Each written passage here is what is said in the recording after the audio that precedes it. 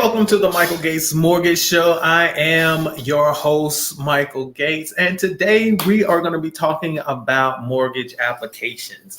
One of the things that I have learned over the past few years is that a lot of people are a lot of people are kind of intimidated by applications. People will look at applications and they may think that they may do something wrong, or they may not understand it. So a lot of people may be intimidated by the mortgage application just because they have anxiety about filling out applications, period. Like a lot of people feel as though that if they fill it out wrong, that wrong or that misinformation or that incorrect information could disqualify them for the loan that they're applying for.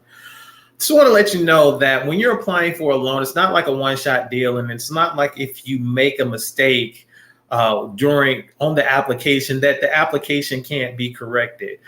You can correct mistakes if you make them. And then a lot of people feel as though that they may not understand some of the items that they or they may misinterpret some of the items that's on there, and which is perfectly understandable. If you haven't filled out applications, or if you don't do paperwork, or if you don't do administrative things on a regular basis, doing things like an application for a mortgage, for a car, for any type of thing can be intimidating because you don't actually know.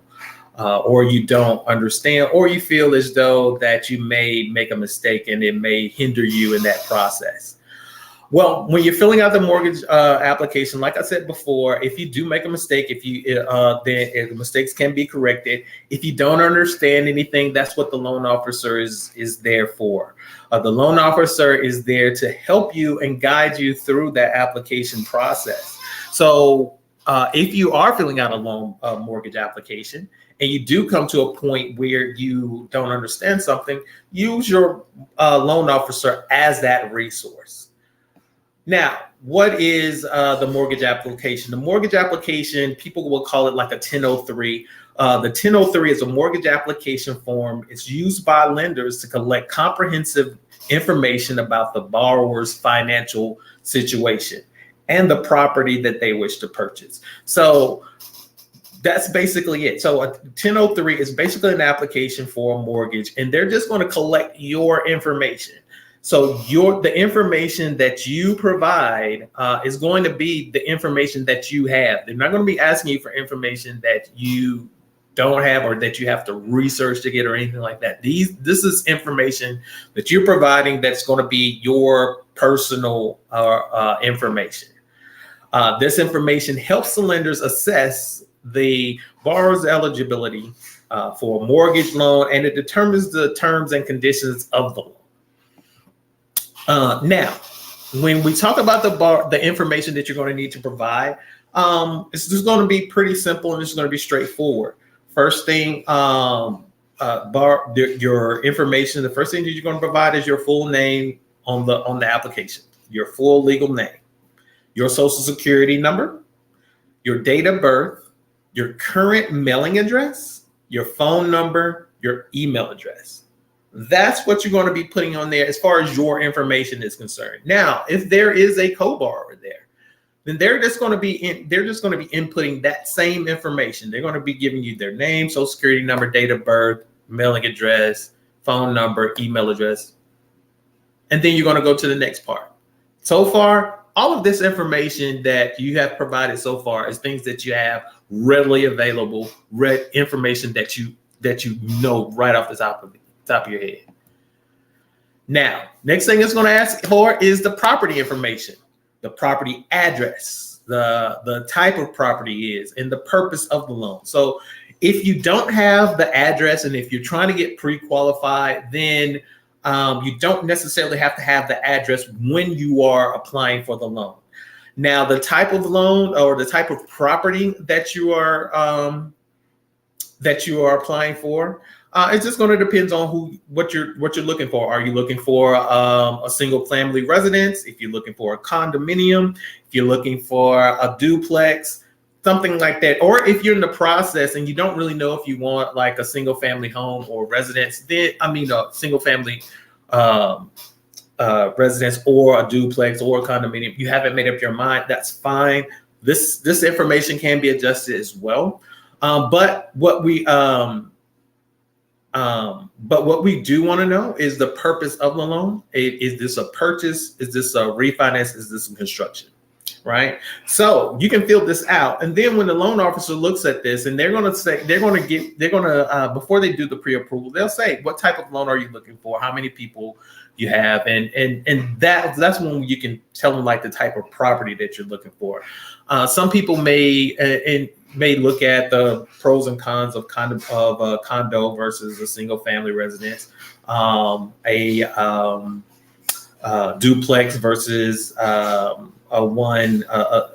multiplex versus a single family residence. Those are things that you may be wanting to discuss, and those things can be discussed. But as far as the application is concerned, if you don't know it at the time of the application, it's fine. We can discuss it before we go through a pre-approval, or you can discuss it with your real estate agent. So, but as far as the applications is concerned, it's going to be on the application. So if you don't know it, it can be discussed. Now, the other thing that the next thing that you're going to be looking at is the loan amount, the amount of loan that you're going to be requesting, the term of the loan that you're going to be requesting. Some people will it may not be their first time purchasing a home, and they may want to get the loan paid off faster than a 30-year loan, because there are options out there for a 15-year loan, 20-year loans, things like that. So loan term will be asked on the application.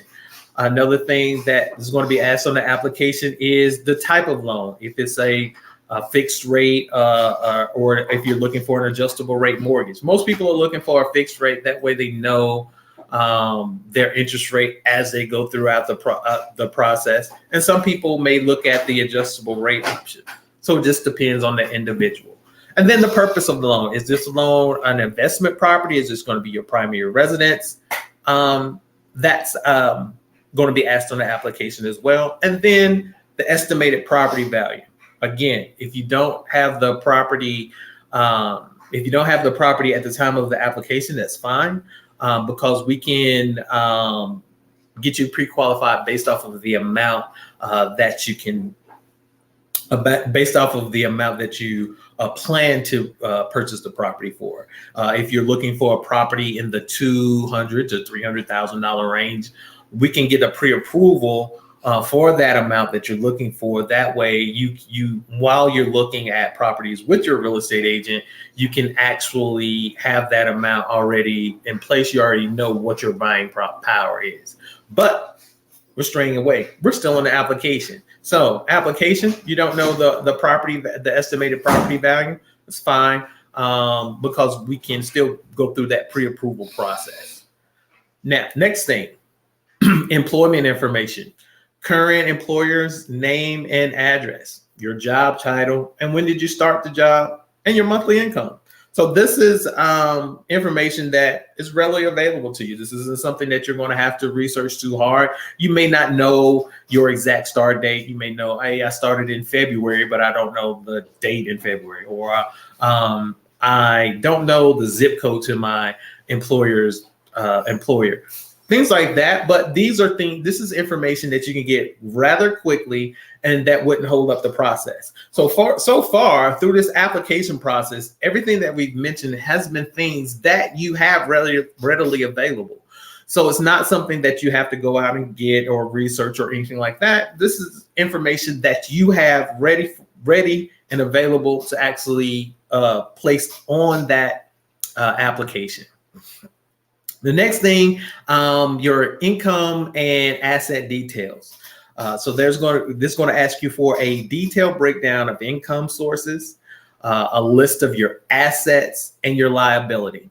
Now, your income sources, that's going to be your salary. If you're self-employed, that's going to be your income from your self-employment, any bonuses, any type of residual income that you may have, any second jobs, any side gigs. Those are going to be your income sources. And then your assets are going to be things like your bank account, your investments, any property that you may own.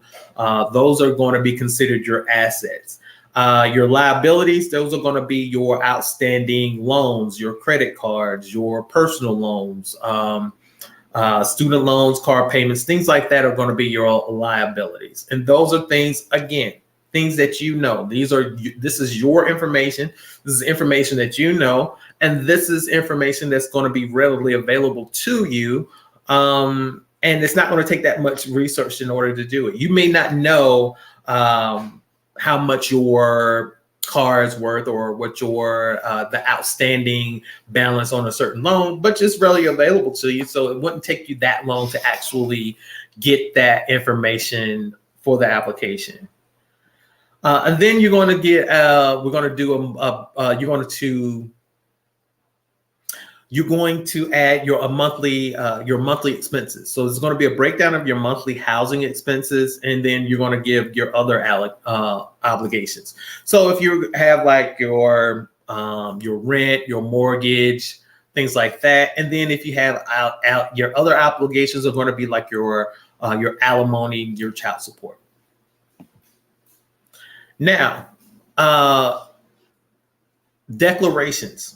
It's going to ask you if you filed bankruptcy, if you had a foreclosure, if there's any lawsuits.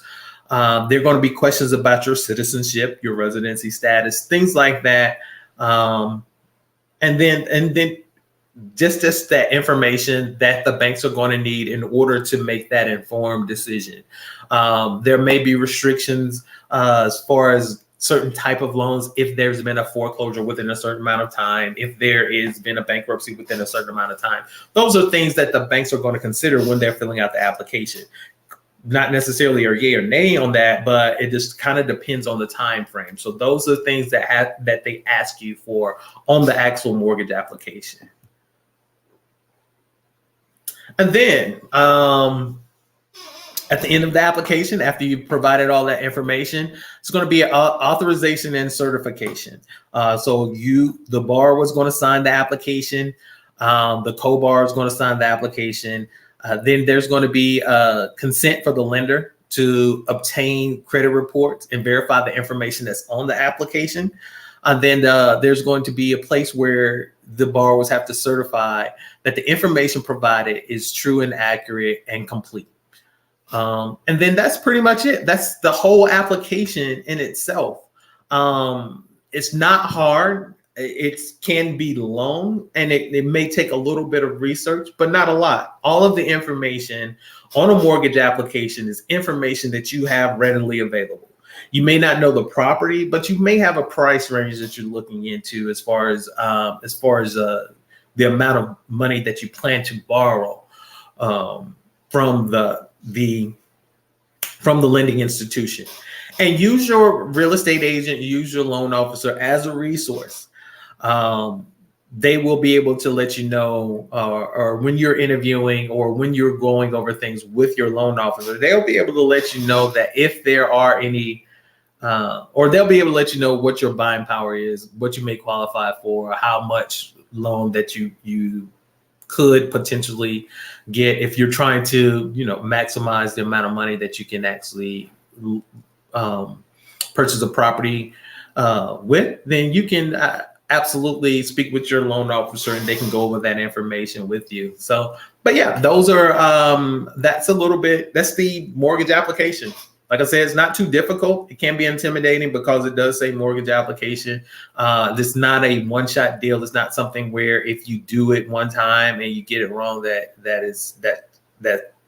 knocks you out of everything. No, mistakes can be corrected and anything like that. And if you do have any problems, contact your loan officer. And if you're planning on applying, if you're in the state of Texas and you need assistance with your loan application, or if you have any questions about mortgages, or if you need if you have any questions about real estate, you can always email me, mgates@Happy Home Lending. I'll be more than happy to answer any questions that you may have. And if you need any assistance going through that home buying process, just let me know and I'll be more than happy to assist. Again, this is Michael Gates. This is the Michael Gates Mortgage Show. And thank you for joining. And you guys have a wonderful day.